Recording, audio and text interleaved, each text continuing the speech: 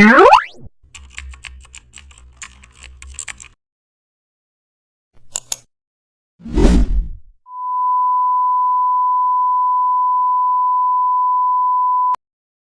back to the channel. Don't forget to like, share and subscribe for more updates. Today we are explore an amazing topic of Photoshop, how to create a ribbon seal logo using custom shape.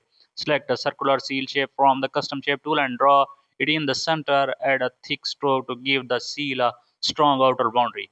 Now insert a smaller circle inside to create a double border look.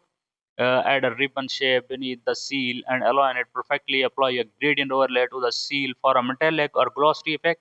Now add inner shadows to enhance the seal depth.